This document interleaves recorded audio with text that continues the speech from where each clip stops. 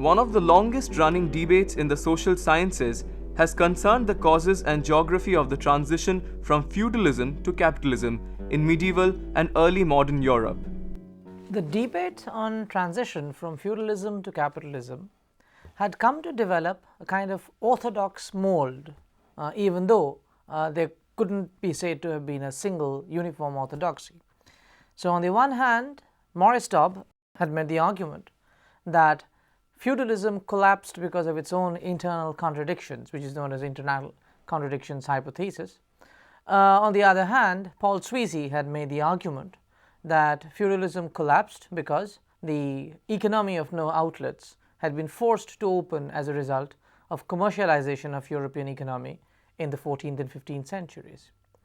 Subsequently, M. Poston made his intervention by arguing that the real tilting factor in all of this had been the demographic situation, or the changing demographic situation across the centuries, and the result was the gradual dismantling of the feudal order, which came from a different demographic regime to one which favored the laboring classes more than it did the feudal classes. The real challenge to the internal contradictions and commercialization hypothesis had, however, come in the 1970s from Robert Brenner. In the mid-1970s, stimulated by an American historian, Robert Brenner, the transition debate entered a new phase. Brenner rewalked an older argument that the structure of class power and class relations, rather than demographic or commercial change, determined long-run patterns of European economic development. None of these theses, Brenner argued, gave a very convincing explanation as to why similarity of phenomenon nevertheless resulted in differential outcomes in Western and Eastern Europe. Brenner wrote in his essay Agrarian Class Structure and Economic Development in Pre-Industrial Europe, published in issue number 70 of Past and Present. Class structure has two analytically distinct but historically unified aspects. First, the relationship of the direct producers to one another, to their tools and to their land in the immediate process of production, what has been called the labor process or the social forces of production. Second, the inherently conflictive relations of property, always guaranteed directly or indirectly by force, by which an unpaid for product is extracted from the direct producers by a class of non-producers, which might be called property relationship or surplus extraction relationship. It is around this relationship that one defines the fundamental classes in society. Class relations varied across Europe, causing demographic decline to have differing effects. Central to Brenner's argument are two geographical comparisons of social relations. The first comparison is between Western Europe, where lords lost their political control of feudal tenants, and Eastern Europe, where manorial lords strengthened their control over land and dependent peasantries.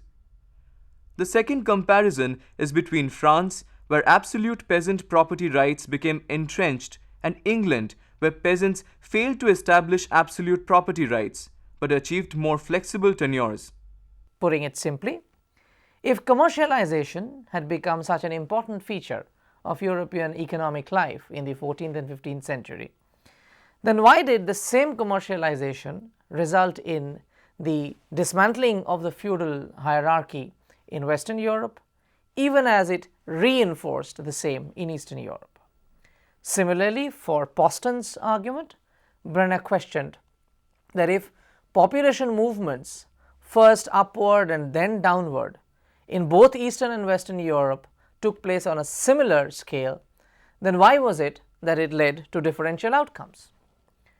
Brenner's argument was that all these explanations were, even though they were pretty sound in the substance of what they were arguing, had missed the basic plot of feudalism. An orthodox, very convinced Marxist, Brenner made the argument that all of these theses had ignored the fundamental point about Marxian understanding of economic relations, and Marxian understanding of politics. It's that social changes take place, social revolutions take place, transformations take place primarily through the agency of class structure. Brenner continued in his article, "It would be my argument that different class structures, specifically property relations or surplus extraction relations, once established, tend to impose rather strict limits and possibilities, indeed, rather specific long-term patterns on a society's long-term development. At the same time, I would contend class structures tend to be highly resilient in relation to the impact of economic forces. As a rule, they are not shaped by or alterable in terms of demographic or commercial trends." Brenner, unlike Poston or CEC, was arguing that the economic condition or the economic character of a particular social regime depends much more on political infrastructure or the political base that really had been accounted for by either CEC and Poston. Serfdom, Brenner wrote, denoted not merely, not even primarily, labor dues as opposed to money dues, but fundamentally powerful landlord rights to arbitrary extraction and a greater or lesser degree of peasant unfreedom. Thus, serfdom involved the landlord's ability to control his tenant's person, in particular his movements, so as to be able to determine the level of his rent in excess of custom, or what may be determined by the simple play of forces of supply and demand. For this reason, the decline of serfdom could not be achieved, as is sometimes implied, through simple commutation, equal exchange of money rent for labor rent, which might be transacted in the interest of greater efficiency for both parties. What would remain after commutation was still the lord's power over peasant. It is notable that commutation could be unilaterally dictated or reversed at the lord's will. Brenner seemed to argue that ultimately it was the differential political characters of Western and Eastern Europe that resulted in a differential outcome in terms of its economic dispensation. Brenner argued that if one was to take heed of the commercialization hypothesis, that commerce, growing winds of commerce as it were, blew away the vestiges of feudalism, he said that argument was deeply flawed. Brenner rejected the notion that European medieval society underwent an ecological crisis from 1300 AD, produced by an underlying ecological dynamic. He reasserted the Marxian position that agrarian crises were socially precipitated. To start with, CEC had argued that towns had emerged as a result of the increasing dynamism of European commerce. As people had to move from place A to place B, they had to pass over a long stretch, and on the various points where they would keep on resting overnight, these would first emerge as small townships, and then these would in their own turn become centers of manufacture, and then they would begin to grow as colonies of people coming in, settling down and seeking their economic livelihood. And CEC had argued that this emergence of towns, this new urbanization that takes place in Europe, gave a space within which fugitives from the serf-based feudal order could seek refuge. Brenner's question was that why was it that the towns began to dot the West European landscape but left the East European landscape untouched? CEC had argued that in Eastern Europe, the landlords would not allow merchants to move in freely within their estates, and this restriction on the movement of the merchants in itself was the fundamental reason why towns did not emerge in Eastern Europe. Brenner's argument was that this did not wash. It is true that merchants were denied freedom of movement. Nevertheless, the reason had to be sought elsewhere. It was the differential character of state power in Western and Eastern Europe that ultimately proved to be the clinching argument. Brenner argued that in Western Europe, even before the onset of feudalism, vestiges of the Roman and Carolingian political traditions had created a very intricate network of rights and obligations for the rulers and the ruled alike. As a result, in Western Europe, even when feudalism was beginning to emerge as an alternative to the central authority, the basic idea of rule of law, where the rights and obligations of all powers were very carefully circumscribed, it never really died away. So, one of the defining features of feudalism in Western Europe, Brenner would argue, that the rights, the entitlements of the feudal lord vis-a-vis the tenants were very well defined. He could not increase taxes arbitrarily precisely because of this reason. And Brenner argued that because of the continuation of the Carolingian and the Roman traditions, ultimately in Western Europe, however weak the central authority might be, even at the height of feudalism, Crown nevertheless managed to retain a foothold because it was responsible for the implementation of those rights that had been inherited from centuries. The legally dependent position of feudal tenants enabled lords to exact surplus above that produced by market forces. Ever greater surplus extraction from agricultural producers by feudal lords to finance competition for political status, the church, and the crown precipitated a crisis of reproduction in peasant agriculture and threatened peasant subsistence. On this reading, the late medieval crisis in feudal revenues was not merely connected to a more general crisis in the economy. It was the very eye of the storm. So, there were differential outcomes, Brenner has no doubt about it, that in France, for instance, there was a situation where the monarch was contesting the authority of the feudal aristocracy using the legal traditions. Although the French monarchy was considered to be the feudal superior, it was its ability to enforce feudal law that made it the feudal superior. In Britain, where the king was ultimately the largest lord in the land and all the other feudal lords found their position vis-a-vis the king to be one of a subordinate authority, it was guaranteed by the principle of divine right. As a result, the crown, either at its strongest, as in England in the 16th century, or in France at its weakest in the 12th or 13th century, always had an additional frame of existing laws that had to be maintained. And the struggle between the crown and the aristocracy, Brenner would argue, had always been buttressed by these existing set of rights. When commercialization began, Brenner would argue, one of the first major changes that takes place was that the king suddenly found an extra round of cash in his hand, with which he could maintain a much larger military force that he previously could. And with the deployment of gunpowder and fortresses that were capable of resisting gunpowder, the king easily becomes the central authority, although deriving his position from his privileges within the feudal hierarchy. Nevertheless, the king was able to enforce that same rule of law that he had been claiming to be a defender of in times of weakness.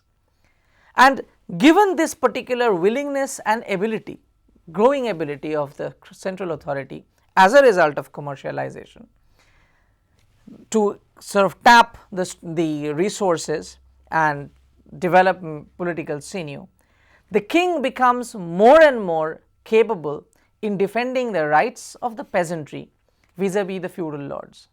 So, the reason why the feudal lords could never actually be arbitrary in the Dobbsian sense of the term was because whenever the peasants were in a spot of jam, as it were, it was possible to resort to the crown to salvage them.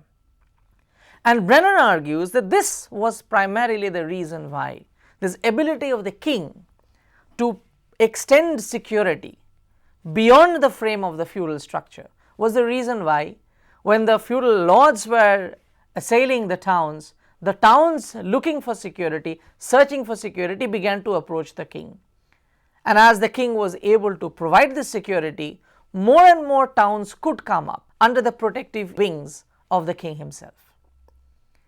This was one part of the argument why towns were able to absorb a large number of fugitives from the feudal structure without allowing the feudal structure to actually bring the system down, that it was the centralized authority that was guaranteeing it. The second part of Brenner's argument about decline of feudalism in Western Europe pertained to the other question as to what was it that drove this thing on. Poston had argued in the 12th and 13th century, land reclamation was undertaken in order to feed the expanding population. And then Poston had argued in the 14th and 15th century, as there was a demographic downswing, population began to decline, there was a shift in terms of the character of the market. Earlier it was favoring the landlord, now it began to favor the serfs. Brenner argued that the market in the 14th and 15th century began to favor the serfs, not because of a demographic upswing being followed by a downswing, but for an entirely different reason. He argued that in Western Europe, the principal expansion of cultivation, the extension of cultivation that had taken place with the initiative of free peasantry, peasants who had rights guaranteed by the state, rights that preceded the feudal lords. So what happened was that extension of cultivation took place outside the feudal estate, while the activities of the peasantry inside the feudal estate were very carefully circumscribed. Activities outside the feudal estate could not be so easily circumscribed. So a group of fugitives who goes out, expands cultivation, they do so outside the perimeters of the feudal estate. Now it was perfectly possible for the feudal lord to come in and demand a larger share of this extended cultivation. Brenner argues that the reason why they were not able to do so was that the king was perfectly happy to underwrite the resistance of the peasantry by saying that the feudal lords could not impose fresh dues for new areas being brought under cultivation. It was not altruism. The crowns were never supporting the peasantry simply because it was a good deed, their Saturday's good deed as it were, week's good deed. What really prompted the crown forward was that if a social surplus is to be generated, then it has to be appropriated by the crown in order to strengthen the central authority, rather than allow it to strengthen feudal authority. So by underwriting the rights of the feudal of the peasant, and also underlining the obligations of the feudal lord to remain bound by feudal obligations and the restrictions imposed on his maneuverability, it was made certain that this expansion of cultivation resulted ultimately in the emergence of a free peasantry. And the feudal lords could also see that once they were unable to contain this growing population and their urge to expand cultivation, especially in the Western German lands and in the Netherlands, they were perfectly happy to switch to rent instead of a share in kind or a larger share in kind.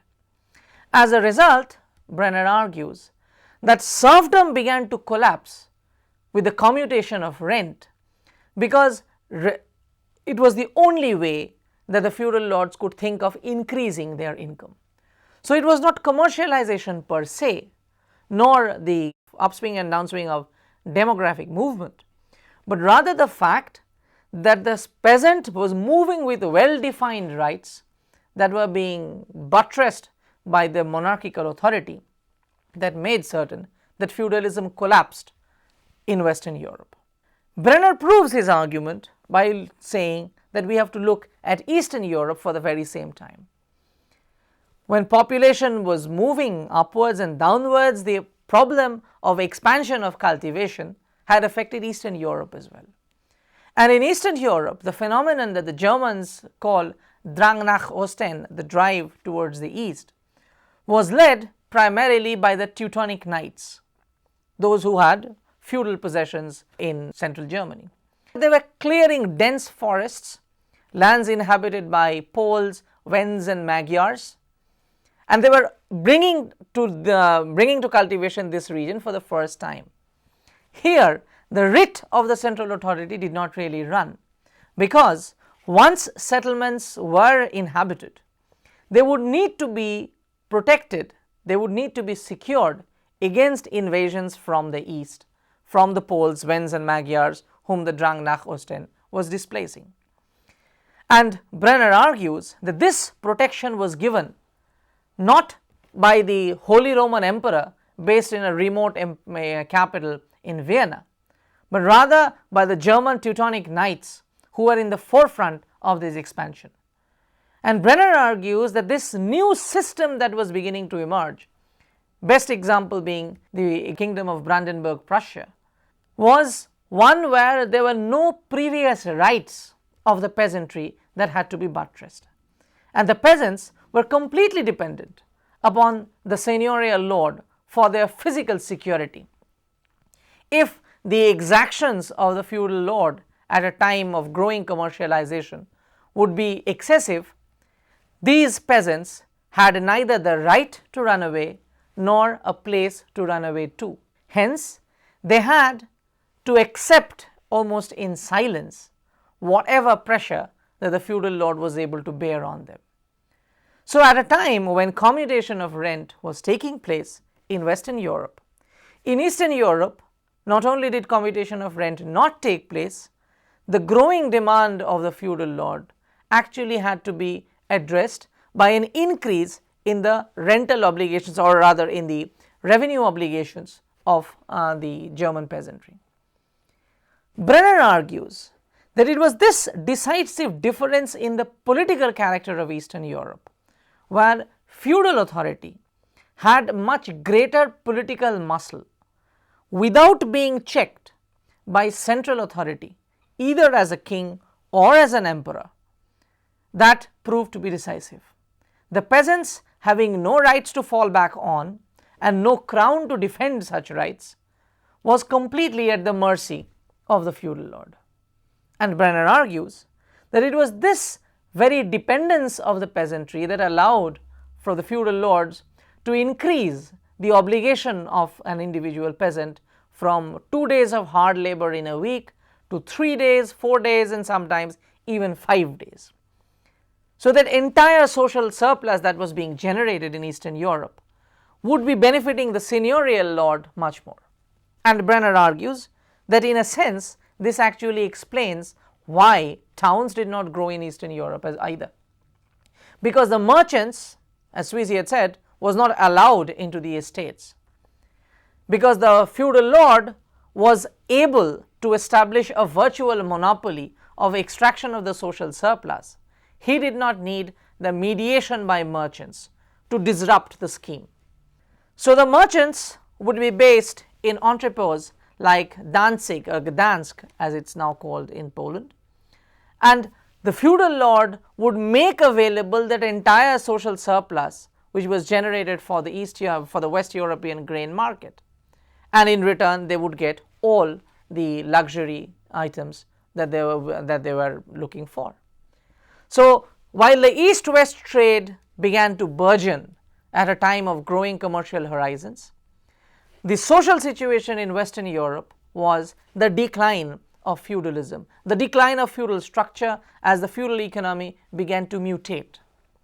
On the Eastern Europe, because of a differential political system with fewer political rights belonging to the lower echelons of the society, the feudal lords managed to reinforce their strength, and as a consequence, they managed to reinvigorate feudalism at a time it was beginning to collapse in Western Europe. Brenner therefore argues that it was the differential political dispensation of Western and Eastern Europe that results in the differential economic destinies of the two regions. In Western Europe, if internal contradiction or commercialization or demographic movements shaped Western European experience in terms of declining strength of feudalism, Brenner would argue it was primarily because of a juridical political framework that made it possible.